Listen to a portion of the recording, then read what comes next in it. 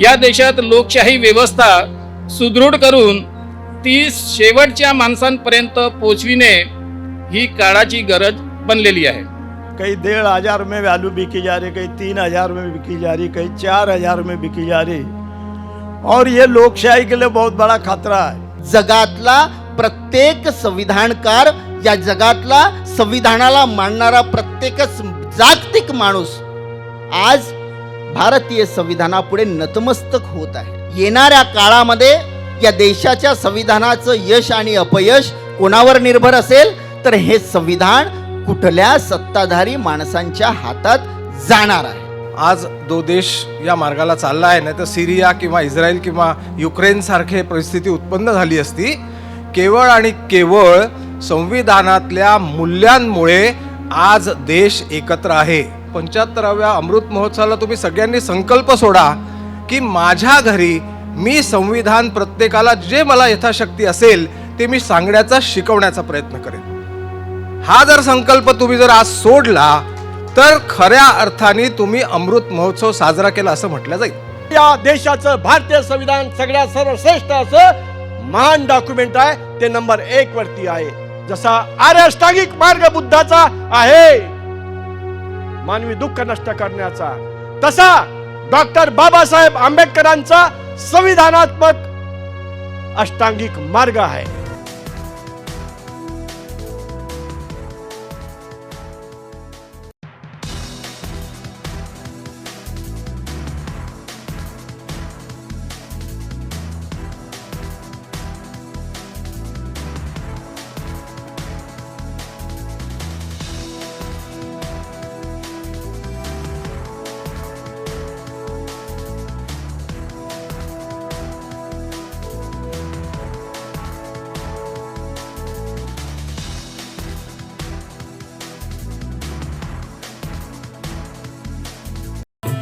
प्रज्ञाशील करुणेचा हा धम्मा आहे वेगळा, हा स्वागताचा सोहळा, हा स्वागताचा सोहळा। प्रज्ञाशील करुणेचा हा धम्मा आहे वेगळा, हा स्वागताचा सोहळा, हा स्वागताचा सोहळा। संविधान दिनाच्या या क्षणाने मोहरावी फूल पाने, संविधानाच्या या क्षणाने मोहरावी फूल पाने। या मौलिक संस्कृतीचा, या मौलिक संस्कृतीचा श्वास आहे मोकळा, या स्वागताचा सोहळा, या स्वागताचा सोहळा। मित्रहो, यानंतर कार्यक्रमाची भूमिका मांडण्यासाठी कार्यक्रमाचे मुख्य समन्वयक प्राध्यापक मधुकर बोरकर यांना विनंती आहे की त्यांनी या ठिकाणी यावं आणि आजच्या कार्यक्रमाची भूमिका या ठिकाणी मांडावी। आयुष्मान प्राध्यापक मधुकर बोरकरजी।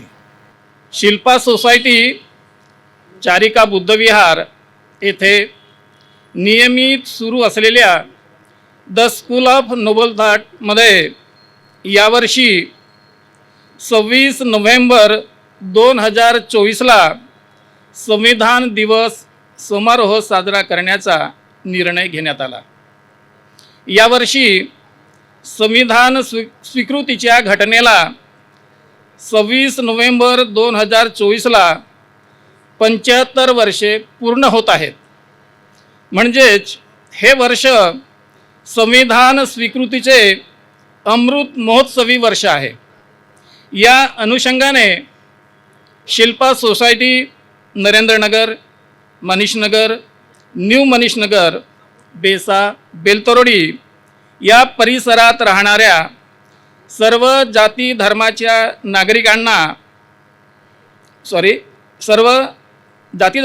नागरिकांच्या मनात संवैधानिक मूल्यांचा जागर करावा या उदात्त हेतूने या कार्यक्रमाचे आयोजन करण्यात आले. त्यानुसार संविधानातील मूल्यांचा उजागर करण्यासाठी विषयांची निवड व वक्त्यांची निवड करण्यात आली. भारतीय संविधान हे भारतीय नागरिकांसाठी अमूल्य असा ठेवा आहे. या देशात लोकशाही व्यवस्था सुदृढ करून ती शेवटच्या माणसांपर्यंत पोचविणे ही काळाची गरज बनलेली आहे. देश चालविण्यासाठी तसेच संसदेत आणि विधानसभेत उच्च चारित्र्याचे धनी असणारे लोक निवडून यावेत ही डॉक्टर बाबासाहेब आंबेडकरांनी अपेक्षा बाळगली होती. त्यांच्या अपेक्षेला वास्तवात उतरविण्यासाठी संविधानिक नीतिमत्ता वाढीस लागून त्याग, समर्पण व संविधानाप्रती निष्ठा असणारे राज्यकर्ते तसेच नागरिक निर्माण व्हावेत या दृष्टीने हा संविधानाचा जागराचा कार्यक्रम आज रोजी आपण साजरा करीत आहोत. हा कार्यक्रम म्हणजे भारतीय संविधानाप्रती सन्मान व्यक्त करणे होय. तसेच संविधानिक मूल्यवृद्धी करण्यासाठी हातभार लावणे होय असे संविधान समारोह समितीचे प्रामाणिक मत आहे. धन्यवाद. धन्यवाद बोरकर सर. यानंतर कार्यक्रमाचा प्रास्ताविक करण्यासाठी विनंती आहे ॲडव्होकेट अण्णाजी मेश्राम यांना. अण्णाजी मेश्राम या ठिकाणी येतील आणि कार्यक्रमाचं प्रास्ताविक करतील. साथियों, बाबा साहब अम्बेडकर इन्होंने संविधान में जो हमको मौलिक अधिकार दिए वो अधिकार one man one vote one value, लेकिन आज के दौर में मैन भी जगह पे है, आदमी भी जगह पे है, उसका वोट भी जगह पे है, लेकिन वैल्यू नीचे ऊपर हो रही. कहीं 1,500 में वैल्यू बिकी जा रही, कहीं 3,000 में बिकी जा रही, कहीं 4,000 में बिकी जा रही, और ये लोकशाही के लिए बहुत बड़ा खतरा है. बाबा साहब ने 25 नवंबर 1949 को 1.5 घंटे का जो भाषण दिया संविधान में, उसमें उन्होंने 2-3 बातें बड़ी महत्व की कही थी कि हम राजकीय दृष्टि से समान हो गए, लेकिन आर्थिक और सामाजिक दृष्टि से आज भी असमान है. आज 75 साल बाद देश का जातिवाद नहीं गया. जो संविधान के घटनादत्त अधिकार है, रोटी कपड़ा मकान, उससे भी कई वंचित लोग हैं, और कई जाति और कई इसमें ऐसा विभाजित ये समाज है कि जिसको आरक्षण के अपने संविधान के फल चखने का वो अधिकार ही नहीं है.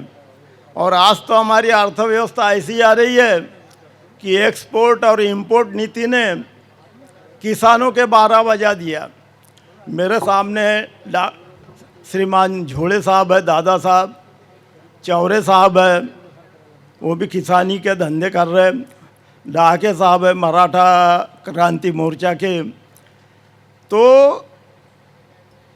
इन्होंने झोड़े साहब ने एक बात बताई थी, और वो बात आप भी सुन लीजिए, कि किसान जब अनाज उगाता था और उस वक्त हमारे एरिया में जवारी लगाई जाती थी, और वो जवारी का दाम 2,500 2,000 खंडी ऐसा बेचा जाता था.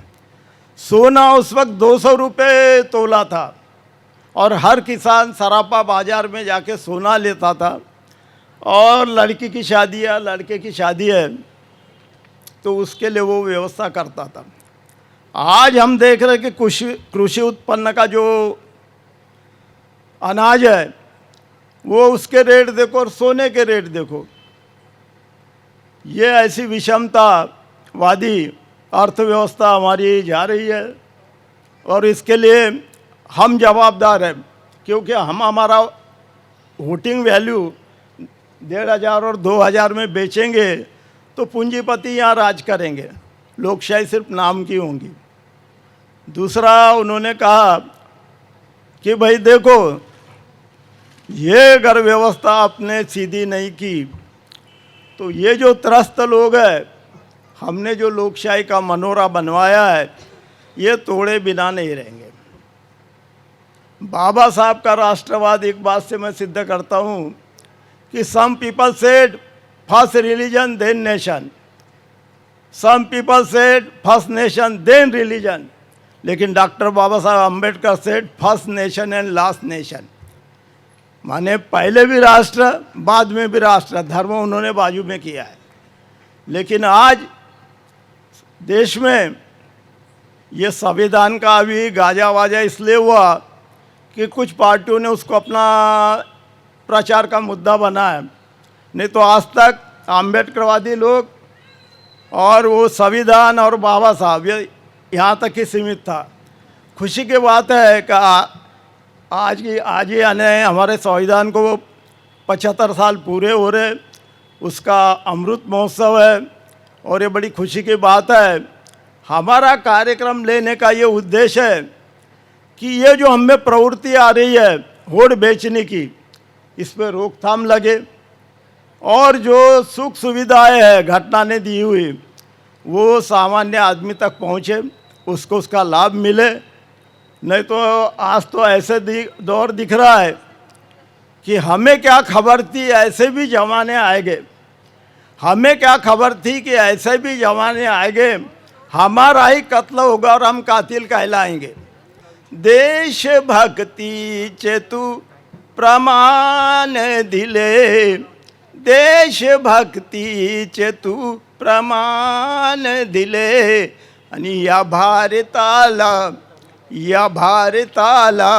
संविधान दिले, देशभक्तीचे तू प्रमाण दिले, आणि या भारताला संविधान दिले। जय भारत, जय संविधान, जय भीम। तर 140 करोड जनसंख्येला ज्या संविधानाने एक सूत्रात बांधून ठेवलं, अशा संविधानाचं 75वं वर्ष, अमृत महोत्सवी वर्ष जेव्हा आपण साजरं करतो, त्यावेळेस या देशातल्या ज्याला स्वतःला भारतीय म्हणता येतं आणि जो स्वतःला या देशाचा भारतीय नागरिक म्हणतो, जो या देशाचा स्वतःला राष्ट्रप्रेमी म्हणतो, जो या देशामध्ये स्वतःला राष्ट्रवादी म्हणतो, त्या प्रत्येक माणसासाठी हा गर्वाचा दिवस आहे की या देशाच्या संविधानाने आज अमृत महोत्सवी वर्ष यशस्वीरित्या गाठलेलं आहे। हे फक्त आपण या ठिकाणी नियोजन समितीने या संविधानाचा गौरव करण्यासाठी म्हणून आपण एकत्र झालो किंवा इथं उपस्थित असलेल्या माणसांनी गर्व करण्याचं संविधान नाही आहे। या अमृत महोत्सवी वर्षानिमित्त जगातला प्रत्येक संविधानकार, या जगातला संविधानाला मानणारा प्रत्येकच जागतिक माणूस आज भारतीय संविधानापुढे नतमस्तक होत आहे। तुम्हाला माहीत असेल सिरिया काय चाललेलं आहे, इराण काय चाललेलं आहे, छोटे छोटे देश आहेत। जगाच्या पातळीवर नागपूरची जेवढी जनसंख्या आहे तितक्या जनसंख्येचे हे देश आहेत, पण तरीसुद्धा त्यांच्यामध्ये स्वतःमध्ये आज ताळमेळ नाही, युद्धजन्य परिस्थिती आहे। किती लोकसंख्या असेल नागपूरची? 40 लाख लोकसंख्या जर पकडली तर असे 40 लाख लोकसंख्येचे 25 लाख लोकसंख्येचे अनेक देश जगाच्या पटलावर आहेत, परंतु हे 20 लाख 25 लाख 40 लाख जनसंख्या असणारे देश सुद्धा स्वतःला सांभाळू शकत नाही। आणि अशा परिस्थितीमध्ये या देशातल्या 140 करोड लोकसंख्येला या देशाच्या संविधानाने बांधून ठेवलं आणि आम्हाला गर्व से कहो हम भारतीय है, गर्व से कहो हम भारतीय है, हा नारा ज्या संविधानाने आम्हाला द्यायला लावला, आम्ही प्रथम भारतीय आणि अंतिमही भारतीय, या भारतीयत्वाची, राष्ट्रीयत्वाची राष्ट्रीयत्वतेचं जागरण ज्या संविधानाने आम्हाला केलेलं आहे, त्या संविधानाप्रती आम्हाला नतमस्तक होताना वर्तमान परिस्थितीमध्ये या संविधानाने दिलेली लोकशाही आणि वर्तमान लोकशाही यातला दुवा आपल्याला समजून घेणं गरजेचं आहे. एक काळ होता, तुम्हाला माहीत असेल, ना खाएंगे ना खाने देंगे. माहीत आहे का तुम्हाला? न खाएंगे आणि न खाने देंगे, माहीत आहे ना? ना हम खाएंगे ना खाने देंगे. आताचा काळ काय आहे? आताचा काळ काय आहे? हम तो खाएंगे और दूसरों को भी खाने देंगे. खिलाएंगे नहीं, हाँ, खिलाएंगे म्हटलं तर फरक पडतो. सो हम तो खाएंगे और दूसरों को भी खाने देंगे, खिलाएंगे नहीं. भारतीय संविधान काय म्हणतं? ना खाएंगे ना खाने देंगे. भारतीय संविधान काय म्हणतं? भारतीय संविधानाचा आत्मा काय आहे? ना खाएंगे ना खाने देंगे. आम्हाला दोन्ही नाही को. भारतीय संविधानाचा आत्मा म्हणतो हम इस देश के लोगों को खिलाएंगे. होतंय का असं? दिसतंय का असं? म्हणून ते डॉक्टर बाबासाहेब आंबेडकरांचं 25 नोव्हेंबर आणि 26 नोव्हेंबरचं संविधान सभेतलं भाषण वारंवार आम्हाला आठवावं लागतं. ज्या भाषणामध्ये डॉक्टर बाबासाहेब आंबेडकरांनी घटना समितीला संविधान सुपूर्द करत असताना डॉक्टर बाबासाहेब आंबेडकरांनी या संविधानाचं भविष्यातलं धोकं काय असेल हे डॉक्टर बाबासाहेब आंबेडकरांनी त्यावेळेस सांगितलं होतं आणि आपल्याला सर्वांना माहीत आहे. डॉक्टर बाबासाहेब आंबेडकर म्हणायचे की या देशाला या घटना समितीने एक सर्वोत्कृष्ट संविधान दिलेलं आहे, या देशाला एक सर्वोत्कृष्ट संविधान बहाल केलेलं आहे. परंतु या पुस्तकरूपी संविधानामध्ये हे कितीही चांगलं असलं, हे पुस्तकरूपी संविधान कितीही चांगलं असलं म्हणून हा देश या पुस्तकावर विकसित होणार नाही. काय म्हणायचे बाबासाहेब की फक्त यामध्ये दडलेलं हे संविधान, या आधारावर हे संविधान यशस्वी होणार नाही किंवा हा देश विकसित होणार नाही, या देशाची प्रगती होणार नाही. बाबासाहेबांनी तेव्हाच संसदेमध्ये घटना समितीसमोर 25 नोव्हेंबर 1949ला भाष्य करताना आपलं मनोगत मांडताना सांगितलं होतं की येणाऱ्या काळामध्ये या देशाच्या संविधानाचं यश आणि अपयश कोणावर निर्भर असेल तर हे संविधान कुठल्या सत्ताधारी माणसांच्या हातात जाणार आहे. कारण या संविधानाची अंमलबजावणी करण्याची जबाबदारी ही कोणाची असेल तर येणाऱ्या सत्ताधाऱ्यांची असेल. आणि ज्या प्रकारे या येणारे सत्ताधारी या संविधानाची अंमलबजावणी करतील त्याप्रमाणे या देशाचा विकास, या देशाच्या जनतेचा विकास आणि या संविधानाचं यश आणि अपयश ठरलेलं असेल, निर्भर असेल. त्यानंतरचे 75 वर्षामध्ये आपण अनेक स्थित्यंतरे बघितली, अनेक सरकारं बघितली. संविधानाची अंमलबजावणी झाली असं तुम्हाला वाटतंय का? संविधानाची अंमलबजावणी झाली असं तुम्हाला वाटतंय का? माझ्या तरी दृष्टिकोनातून भारतीय संविधानाची अंमलबजावणी अद्यापपर्यंत झालेली दिसत नाही. मग ती कुठलीही सरकार असो, कुठल्याही पक्षाची सरकार असो, कुठल्याही विचारधारेची सरकार असो, या देशाच्या संविधानाची अंमलबजावणी करू शकलेले नाहीत. मग तरी या देशाचं संविधान आणि या देशाची लोकशाही टिकून आहे. का टिकून आहे? कशामुळे टिकून आहे? तर इथल्या जनतेने हे संविधान आपल्या अंगामध्ये भिनवलेलं आहे आणि त्यामुळं आज जर भारतीय संविधान टिकून असेल तर ते इथल्या जनतेमुळं टिकून आहे, इथल्या सत्ताधाऱ्यांमुळं नाही. हे आधी आम्हाला मान्य करावं लागेल. इलेक्शनच्या काळामध्ये तुम्हाला सगळ्यांना माहीत आहे की संविधान बचाव, संविधान बचाव, संविधान बचावचा नारा दिला जातो. अरे हे चोर कोण लागले संविधान वाचवणारे? मला एक प्रश्न पडतो, या चोरांच्या हातून संविधान खरंच सुरक्षित राहील, वाचू शकते? संविधानाला वाचवण्याची जबाबदारी इथल्या नागरिकांची आहे. आणि मग ही लोकशाही काय सांगते? ही लोकशाही समाजवाद मांडते. डॉक्टर बाबासाहेब आंबेडकरांच्या शब्दामध्ये ही लोकशाही राज्य समाजवाद मांडते, ही लोकशाही मानवतावाद मांडते, ही लोकशाही इथल्या प्रत्येक माणसाच्या तळागाळाच्या विकासाची हमी देते. आज ते होताना दिसत आहे का? दुर्दैवाने ते होताना दिसत नाही आणि कोणीच करताना दिसत नाही.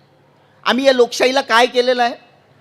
आम्ही या लोकशाहीला राजकारणाचा एक पड बनवलेला आहे. राजकारणाचा पड बनवलेला आहे.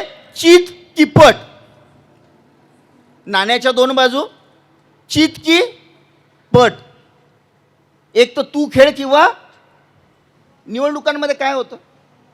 लोकशाहीचा पहिला संदर्भ आहे की लोकशाही ही जनतेच्या विचारांवर, जनतेच्या माध्यमातून, लोकशाहीची व्याख्या पण आपल्याला सर्वांना माहीत आहे. अनेक लोकांनी वेगवेगळ्या व्याख्या केल्या, परंतु डॉक्टर बाबासाहेब आंबेडकरांनी जी व्याख्या आहे लोकशाहीची ती काहीतरी वेगळी आहे. की या देशामध्ये तळागाळातल्या माणसापर्यंत सामाजिक, आर्थिक आणि राजकीय न्याय मिळवून देणारी व्यवस्था म्हणजे लोकशाही. तुम्हाला माहीत आहे का, अमेरिकेची निवडणूक झाली, तात्या ट्रम्प निवडून आले, बरोबर आहे ना? सगळे भारताचे डोळे होते, भारताचे नाही जगाचे डोळे होते. का होते? अमेरिकेमध्ये काय आहे असं? काही दिव्यवलयी त्यांना सत्यनारायण सापडलेलं आहे का की त्यांची प्रगती होते? आणि आम्ही त्यांच्यावर डोळे ठेवून का पडतो? शेअर मार्केट क्षणार्धात अमेरिकेच्या निवडणुकीच्या एक स्टेटमेंट त्यांनी केलं की शेअर मार्केट सीधा खाली, आणि एक स्टेटमेंट आलं की शेअर मार्केट वर. ही उसडी का घेतो? भारताच्या सत्ताधाऱ्यांनी एक निर्णय घेतला तर शेअर मार्केट का हालत नाही? जगातला आता एक नंबरवर, म्हणजे चीनला आपण मागं टाकलेलं आहे. आपण भारत लोकसंख्येमध्ये एक नंबरवर गेलेलो आहोत. म्हणजे एक नंबरची लोकशाही, जगातली एक नंबरची लोकशाही, जगातला एक नंबरवरचा देश हा जगात तळातला देश बनलेला आहे. आणि ज्यांची संख्या कमी आहे ते आज जगामध्ये एक नंबरवर देश म्हणून वावरत आहेत. हे दुर्दैव आहे. भारतीय नागरिकांनी या देशाच्या संविधानामध्ये काय आहे, काय अभिप्रेत आहे, लोकशाहीला काय अभिप्रेत आहे, आणि या लोकशाहीला टिकवायचं असेल तर सत्ताधाऱ्यांनी काय करायला पाहिजे, सत्ताधाऱ्यांकडून काय अपेक्षित आहे, हे ज्या दिवशी ठरवतील त्या दिवशी पुढचे 75 वर्ष आम्हाला वाट पाहावं लागणार नाही. अगदी 10 वर्षामध्ये 75 वर्षाचं अमृत महोत्सवी आपण साजरं करत आहोत. नाही, गमतीचा भाग आहे, पण 75वे अमृत महोत्सवी वर्ष आम्ही साजरं करत आहोत. या संविधानाने right to speech and expression आम्हाला दिलेलं आहे. असं म्हणतात भारतीय संविधानाने रिजनेबल तुम्हाला स्पीच अँड एक्सप्रेशनचा अधिकार जरी दिला असला तरी ते speech and expression within a constitutional framework आणि इतरांच्या राईटवर घाला घालणारं नसावं. मी एकच शर्त शेवटी एवढं सांगतो की कुठेच इकडे तिकडे भटकण्याची गरज नाही, सत्ताधाऱ्यांना ज्ञान देण्याची गरज नाही. भारतीय संविधान हे ज्ञानाचं प्रतीक आहे. भारतीय संविधान हे या देशाला दिशादर्शक असं एकमेवा द्वितीय मूल्य आहे. आणि याचा वापर करून या देशातल्या सत्ताधाऱ्यांना, या देशातल्या नागरिकांना वाटचाल करावी लागेल. आपण नक्कीच या देशाच्या संविधानाचं सुवर्ण महोत्सव मोठ्या थाटामाटात आणि जगामध्ये, जसं भारतीय संविधान एक नंबरवर आहे, भारत देश सुवर्ण महोत्सवी वर्ष, या संविधानाचं सुवर्ण महोत्सवी वर्ष साजरं करत असताना हा देशसुद्धा जगामध्ये एक नंबरवर कसा जाईल, संविधानाप्रमाणे या भारताला जगामध्ये एक नंबरचा देश कसं ठरवता येईल, एवढं जरी आम्ही करू शकलो तरी हे अमृत महोत्सव यशस्वी झालं असं मी म्हणेन. या ठिकाणी आपण ऐकून घेतलं त्यामुळं मी आपल्या सर्वांचं आभार मानतो. आयोजकांनी मला या ठिकाणी बोलवलं, बोलण्याची संधी दिली, त्यांचेही आभार मानतो. संविधानाचे मूलभूत अधिकार, कर्तव्य आणि डॉक्टर बाबासाहेब आंबेडकरांना अभिप्रेत असलेलं संविधान आणि नागरिक. कारण संविधानाचा केंद्रबिंदू कोण आहे? तो नागरिक आहे. तो नागरिक आपल्या कर्तव्याप्रती, आपल्या अधिकाराप्रती किती जागृत आहे हे त्या संविधानात अभिप्रेत आहे आणि हे बाबासाहेबांना अपेक्षित होतं की तुम्ही तुमचे अधिकार, मूलभूत अधिकार जितके आहेत तेवढेच राष्ट्राप्रती तुमच्या स्वतःच्या कर्तव्याप्रती किती तुम्ही तज्ज्ञ आहात किंवा तुम्हाला माहिती आहे हे त्यांना अपेक्षित होतं. पण दुर्दैवाने आज 75वा म्हणजे अमृत महोत्सव आपण साजरा करतो आहे. या अमृत महोत्सवामध्ये मी जर असा प्रश्न केला इथे उपस्थित नागरिकांना, महिला बंधू भगिनींना, किती जणांना उद्देशिका पाठ आहे, मुखद्गत आहे, किंवा किती जणांना, 1-2 नाही अपेक्षित, आपण अमृत महोत्सव साजरा करतो आहे. मी जे माझं प्रायमरी एज्युकेशन घेतलं मराठी शाळेमध्ये तेव्हा आम्हाला एक नागरिकशास्त्र विषय होता. नागरिकशास्त्र विषयामध्ये संविधानाची एक ठळक ओळख आम्हाला करून दिली होती की तुमचं अधिकार काय आहे, तुम्ही देशाप्रती तुमचं कर्तव्य काय आहे, ही एक ठळक ओळख होती. आजच्या एज्युकेशनमध्ये आपण जर बघितलं, सर्व सुशिक्षित नागरिक बसलेले आहात, तुमच्या मुलांना संविधान सोडून सगळं शिकवलं जातं. त्यांना या गोष्टी शिकवल्या पाहिजे. हा संविधान म्हणजे नुसतं तुमच्या अधिकाराचं नाही आहे, हा लोकशाहीचा धर्मग्रंथ आहे. ही जी आज एकात्मता, आज नंदेश्वर सरांनी जे सांगितलं, आज जो देश या मार्गाला चालला आहे, नाही तर सिरिया किंवा इस्रायल किंवा युक्रेनसारखे परिस्थिती उत्पन्न झाली असती, केवळ आणि केवळ संविधानातल्या मूल्यांमुळे आज देश एकत्र आहे. आणि तो देश एकत्र राहावा ही जर सर्वांची इच्छा असेल आणि हे जर सर्वांना अपेक्षित असेल तर प्रत्येक नागरिकाचं कर्तव्य आहे. तो कुठल्या जातीचा, धर्माचा किंवा कुठल्या देशातनं आलेला आहे, तो जर या देशात येतो आहे तर सर्वप्रथम त्यांनी या देशाचा संविधान स्वीकार केला पाहिजे, या देशाचं ही लोकशाही धर्मग्रंथ स्वीकारला पाहिजे. हे करताना जर आपण एक नागरिक म्हणून, मी एक मुलामुलींचा पिता आहे, सर बसले आहेत, कॉलेजला लेक्चरर होते आणि आज कुठला विषय, आज ते भौतिकशास्त्र विषयाला, ते हे प्रबोधन करताना त्या विषयावर जी त्यांची मास्टरी होती, ह्या विषयावर प्रत्येक पालकांनी, मी तर म्हणेल यावेळेस या 75व्या अमृत महोत्सवाला तुम्ही सगळ्यांनी संकल्प सोडा की माझ्या घरी मी संविधान प्रत्येकाला जे मला यथाशक्ती असेल ते मी सांगण्याचा, शिकवण्याचा प्रयत्न करेन. हा जर संकल्प तुम्ही जर आज सोडला तर खऱ्या अर्थाने तुम्ही अमृत महोत्सव साजरा केला असं म्हटलं जाईल. नाहीतर आज इथे आलो, आपण जेवण केलं, डोके सरांचं भाषण ऐकलं, नंदेश्वर सरांचं भाषण ऐकलं, मी 2 शब्द बोललो, सत्कार झाला, घरी गेलो, झोपलो. हा अभिप्रेत नाही.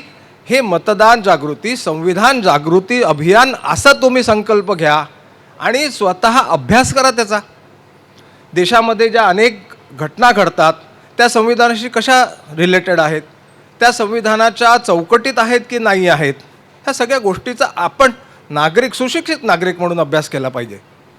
मी जास्त वेळ घेणार नाही आपला, आणि पण एक निश्चित सांगेल की जसं नंदेश्वर सरांनी मगाशी सांगितलं की इथे उद्देशिका किंवा प्रास्ताविका नाही आहे, पण त्या उद्देशिकेचं पठण हे सुरुवातीला व्हायला हवं होतं जेव्हा की आपण अमृत महोत्सव साजरा करतो आहे. नंदेश्वरांनी सांगितले की हे 1500 रुपये, आणि हे तुम्ही एक लक्षात घ्या की कुठलाही राजकीय पक्ष असो, कुठलाही असो, रोज पावसाळी किड्यासारखे पक्ष तयार होतात, इलेक्शन आले की, इलेक्शन संपले की मरून जातात. पण तुम्ही त्यांच्या भूलपातांना बळी पडून तुमचे जे मूलभूत अधिकार आहे, मतदानाचा अधिकार दिलेला आहे, तो तुम्ही स्वतः जाणून बुजून विकता किंवा स्वतःला त्या विचारप्रवाहामध्ये बांधून घेता. असं न करता यानंतर तुम्ही आपल्या स्तरावर 10-20 लोकांनी मिळून आम्ही स्पष्ट नकार देतो पैसे घेण्याला किंवा कुठल्याही भूलपातांना बळी पडायला, तर खऱ्या अर्थाने तुम्ही लोकशाही टिकवू शकाल. अन्यथा अशा प्रकारे अनेकदा पैसे वाटले जातील. आज 1500 दिले आहेत, उद्या कोणाला मोटरसायकल देतील, उद्या कोणाला चांदी सोन्याचे अलंकार देतील, पण हे लोकशाहीला आणि संविधानाला अभिप्रेत नाही. संविधानाचा दुरुपयोग, संविधानाचे हेतू पुरस्सर पद्धतीने वेगवेगळे राजकीय पक्ष लाभ घेत आहेत. यापासून दूर राहा आणि जास्त राजकीय भाषण किंवा त्या विषयावर न बोलता संविधान हा घरोघरी कसा पोहोचेल याचा आपण संकल्प सोडावा. एवढे बोलून मी माझे शब्दाला विराम देतो.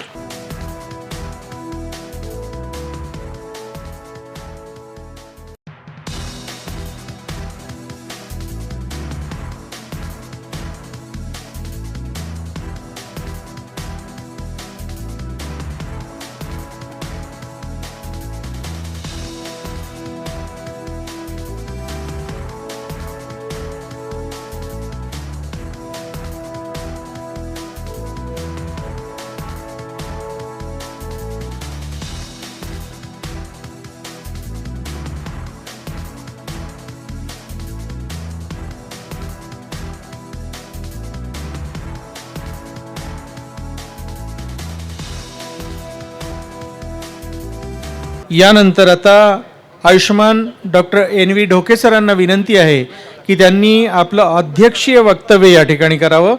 Ayushman doctor N V Dhoke sir. संविधान हा भारतीय नागरिकासाठी अमूल्य असा ठेवा आहे मित्रांनो. हा देश चालतो भारतीय संविधानामुळे. माझा एक हिंदू मित्र भेटला, तो म्हणाला, त्याला म्हटलं बाबा रे तुला कोणता ग्रंथ सगळ्यात पवित्र आहे? तो म्हणाला भगवद्गीता हा माझा सगळ्यात पवित्र ग्रंथ आहे. माझा एक मुस्लिम दोस्त भेटला, त्याला मी विचारलं अरे मित्रा म्हटलं तुला तुझा कोणता सगळ्यात ग्रंथ पवित्र आहे? तेव्हा तो मुस्लिम मित्र म्हणाला मला माझं कुराण हे सगळ्या ग्रंथामध्ये अत्यंत आदरणीय आणि पवित्र आहे. माझा एक ख्रिश्चन मित्र भेटला, त्याला विचारलं मित्रा रे तुला कोणता ग्रंथ तुला सगळ्यात आदरणीय आहे? तो म्हणाला बायबल हा माझ्यासाठी सगळ्यात आदरणीय असा ग्रंथ आहे. एक बौद्ध भेटला, त्याला म्हटलं तुला कोणता ग्रंथ आदरणीय आहे? तो म्हणाला दी बुद्ध आणि धम्मग्रंथ आदरणीय आहे. मी म्हटलं माझ्या कॉम्पिटिशनच्या परीक्षेमध्ये सगळे तुम्ही नापास झालेले आहे. या प्रश्नाचं खरं उत्तर आहे आपल्यासाठी एकच ग्रंथ, तो म्हणजे इंडियन कॉन्स्टिट्यूशन. आणि इंडियन कॉन्स्टिट्यूशन सगळ्या नागरिकांसाठी, भारतीयांच्यासाठी तो आदराचा विषय आहे. देश चालतो संविधानामुळे. देश चालतो संविधानामुळे. धर्म 3ऱ्या नंबरवरती आहे, संविधान नंबर 1 वरती आहे. चालवणारा चालणाऱ्यापेक्षा महान असतो. देश हा चालणारा आहे, पण देशाला चालवणारा कोण? भारतीय संविधान. भारतीय संविधान. चालणाऱ्यापेक्षा चालवणारा महान असतो. आणि म्हणून या देशाचं भारतीय संविधान सगळ्यात सर्वश्रेष्ठ असं महान डॉक्युमेंट आहे. ते नंबर 1 वरती आहे. नंबर 2 वरती तुमचा देश आहे आणि नंबर 3 वरती तुमचा धर्म आहे. धर्म आपापल्या घरी ठेवून द्या. धर्माचं जाहीर प्रगटीकरण कोणत्याही नेत्यानं आणि संविधानाची शपथ घेऊन जे जे मोठे मोठे पद हासिल करतात, मग ते पंतप्रधान असो, राष्ट्रपती असो, गव्हर्नर असो की मुख्यमंत्री असो, they are all bound to the Indian constitution only. आणि त्यामुळे इंडियन कॉन्स्टिट्यूशनशी ती प्रतारणा करू शकत नाही ही मंडळी. आणि त्यामुळे त्यांनी आपल्या कॉन्स्टिट्यूशनचा सन्मान राखला पाहिजे. आणि धर्माचं जाहीर प्रदर्शन या पदावरती हासिल असणाऱ्या व्यक्तींनी कदापि करू नये. अन्यथा या देशातला सेक्युलरिझम धोक्यामध्ये आल्याशिवाय राहणार नाही. We the people of India having solemnly resolve to constitute this India into a secular India. बाबासाहेबांना हा इंडिया कसा अपेक्षित होता? It was a secular India. निधर्मी राष्ट्र. सरांनी सुंदर पंथभेद आणि धर्मनिरपेक्षता यावरती विवेचन केलेलं आहे. बरोबर आहे. धर्मनिरपेक्षता हा शब्द आहे, पंथनिरपेक्षता नाही. पंथ म्हणजे काय? कबीर पंथ, महानुभाव पंथ, हे पंथ आहेत. या देशात वेगळ्या वेगळ्या धर्माचे लोक राहत आहेत. ख्रिश्चन आहेत, मुस्लिम आहेत, हिंदू आहेत, बौद्ध आहेत, शीख आहेत, जैन आहे. यामध्ये सगळ्यामध्ये साहचर्याची भावना आणि मैत्री भावना वृद्धिंगत व्हावी. या गोष्टीला म्हणतात secular fibre of the Indian constitution. And it is the duty of every citizen of this country to maintain the fiber of the secularism mentioned in the Indian Constitution. आणि ते सेक्युलर फायबर आपण त्याचं जतन केलं पाहिजे. म्हणून बाबासाहेब आंबेडकर म्हणाले होते प्रियम्बलमध्ये, अर्नेस्ट बार्कस नावाच्या माणसाने आपला ग्रंथ भारताच्या संविधानाच्या या प्रस्तावनेला अर्पण केलेला आहे. आणि जगामध्ये ही सर्वश्रेष्ठ अशी भारतीय संविधानाची प्रस्तावना आहे. अर्नेस्ट बार्कर नावाचा विद्वान म्हणतो त्या प्रस्तावनेमध्ये बाबासाहेबांना म्हणून लिहून ठेवलेलं आहे, we the people of India having solemnly resolve to constitute this India as a secular India. आज सेक्युलर इंडियाच्या ढाच्याला धोका लागते की काय अशी परिस्थिती झालेली आहे. अल्पसंख्याकाच्या मनामध्ये जर भय निर्माण होत असेल तर या देशातला सेक्युलरिझम धोक्यामध्ये येत आहे असा त्याचा अर्थ निघतो आहे. त्याला त्याच्या सगळ्या क्षेत्रातला प्रत्येक नागरिकाला न्याय मिळवून देणं म्हणजे या देशाचं सेक्युलर फायबर हे इंटॅक्ट ठेवणं होय असा त्याचा अर्थ होता. आणि त्याची सोय या न्यायाची भारतीय संविधानाच्या चॅप्टर 3 मध्ये आणि चॅप्टर 4 मध्येच झालेली होती. आणि म्हणून वक्त्यांनी सांगितल्याप्रमाणे बाबासाहेबांनी सेक्युलर आणि सोशलिस्टिक हे शब्द प्रस्तावनेमध्ये नाहीत. 42ला 42व्या घटना दुरुस्तीनं ते 1976ला प्रस्तावनेत समाविष्ट केले होते. पण संविधान निर्मात्यांना हे दोन शब्द टाकायची त्यावेळेला गरज वाटली नव्हती, कारण there was already provision made in the Indian constitution to establish the secular state and also to convert this country a socialistic state. आज कॅपिटलिझमचा बोलबाला आहे. आज सोशलिस्टिक स्ट्रक्चर राहिलेलं नाही देशाचं. मित्रांनो, कुठे आहे सोशलिस्टिक इंडिया? कुठे आहे? This India is controlled by the capitalistic of this country. Socialistic India is replaced by the capitalistic India.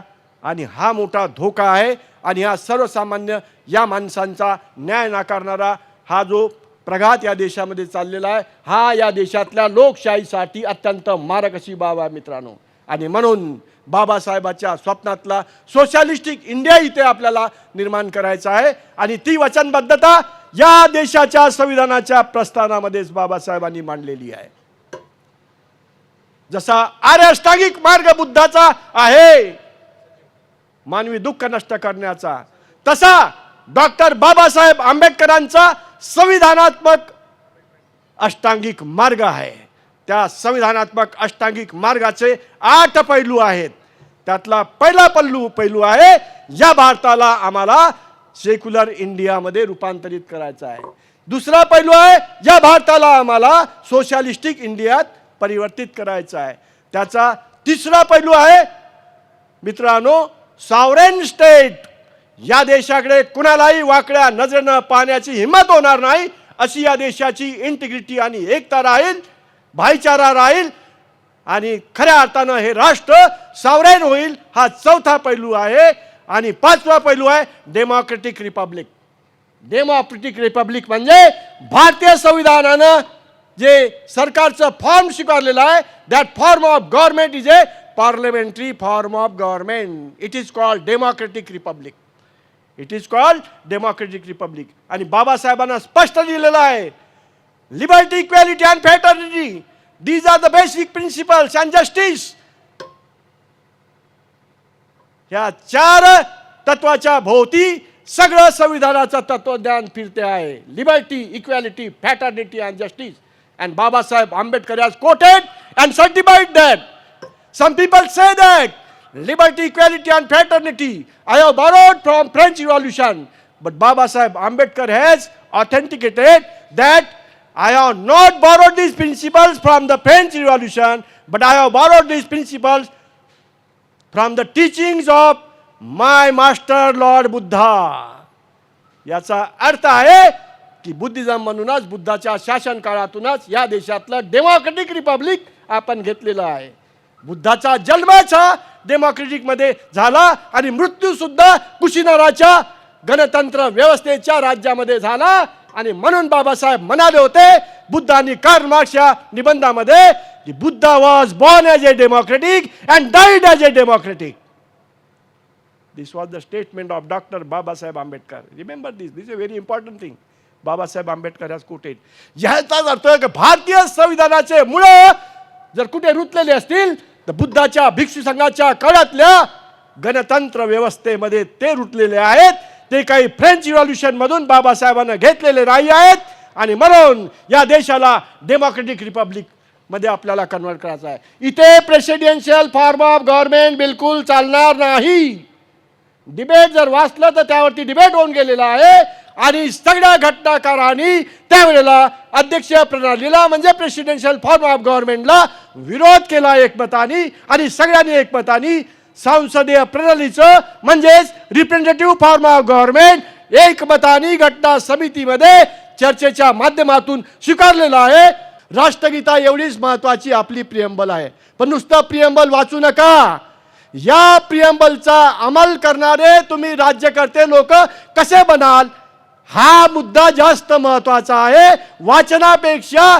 राज्यकर्ते आणि संविधानाचा अंमल करणारे तुम्ही कसे बनाल, याला जास्त आपण महत्त्व दिलं पाहिजे. त्याच्यावरती आपल्या नागरिकांनी विचार करावा अशी मी तुम्हाला इथे विनंती करतो आणि माझ्या वाणीला विराम देतो. जय भीम, जय भारत, जय संविधान. आम्ही भारताचे लोक, भारताचे एक सार्वभौम समाजवादी धर्मनिरपेक्ष लोकशाही गणराज्य घडवण्याचा व त्याच्या सर्व नागरिकास सामाजिक, आर्थिक व राजनैतिक न्याय, विचार अभिव्यक्ती, विश्वास, श्रद्धा व उपासना याचे स्वातंत्र्य, दर्जाची व संधीची समानता निश्चितपणे प्राप्त करून देण्याचा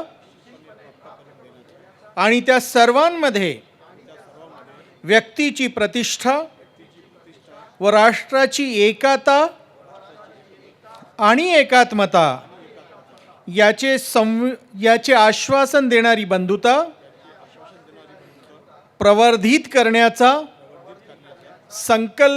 संकल्पपूर्वक निर्धार करून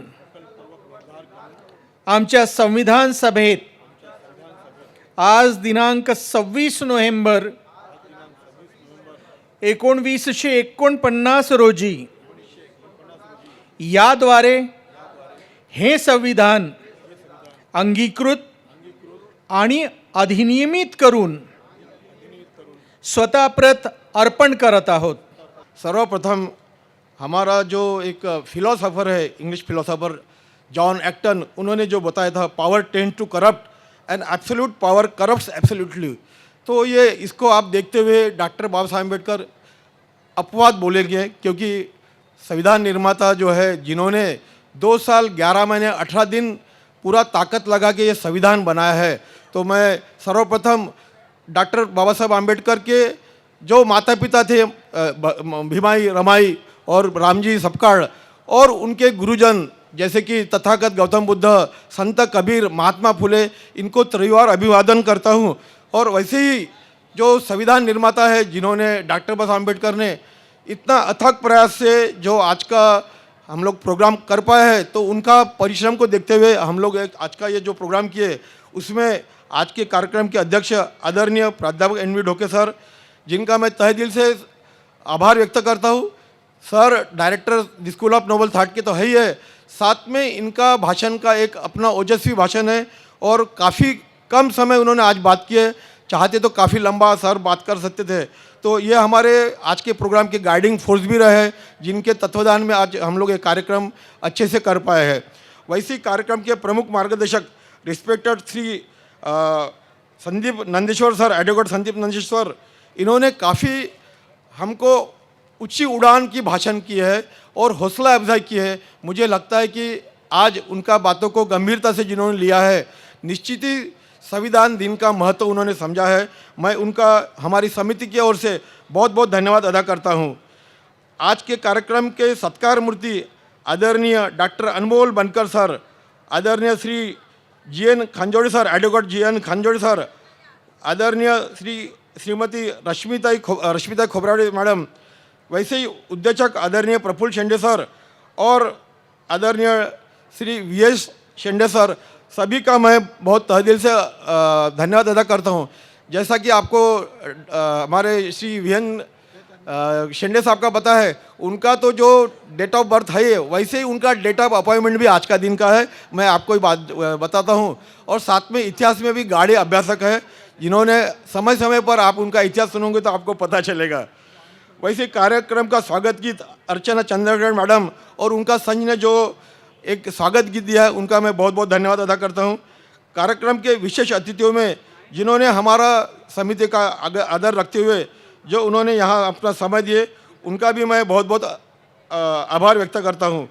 वैसे ही आम्रपाली तथा उनका संच ने जो एक अच्छा उन्होंने यहाँ कार्यक्रम पेश किया, उनका भी मैं धन्यवाद अदा करता हूँ। कार्यक्रम के स्वागताध्यक्ष आदरणीय श्रीमान हर्षल मेश्राम सर, इन्होंने काफ़ी एक समय देके हमारे सभी स्वागताध्यक्ष का पदभार ग्रहण किए और सभी का स्वागत किए, उनका भी मैं तहे दिल से धन्यवाद अदा करता हूँ। आज के कार्यक्रम के आदरणीय अशोक जाम्बुलकर सर, जो आकाशवाणी में थे, और हमारे संदीप नंदेश्वर साहब ने तो बिल्कुल पता है कि मैं अशोक जाम्बुलकर सर बोलता हूँ, तो मुझे लगता है कि उनका दी महानाट्य अशोका जो जिन्होंने देखा है, तो निश्चित ही लगता है कि हमारा प्रोग्राम उनका प्रोग्राम के देखिए बहुत कम है, लेकिन लगता है कि उनका नाटक जरूर देखिए। मैं एक जरूर आपको अपनी तरफ से बताना चाहता हूँ, उनका भी मैं आभार व्यक्त करता हूँ अशोक जाम्बुलकर सर का। और आज का कार्यक्रम का एंकरिंग बेस्ट ऑफ बेस्ट की है, इसलिए स्पेशली मैं हमारी समिति की तरफ से धन्यवाद अदा करता हूँ। कार्यक्रम के मुख्य संयोजक आदरणीय प्राध्यापक मधुकर बोरकर सर, सह संयोजक आदरणीय इंजीनियर किशोर भांसे सर, कार्यक्रम के हमारे कोषाध्यक्ष डीजी कुमलकर सर और अन्नाजी मेश्राम सर प्रास्ताविक दिए, इनका भी मैं बहुत बहुत धन्यवाद अदा करता हूँ।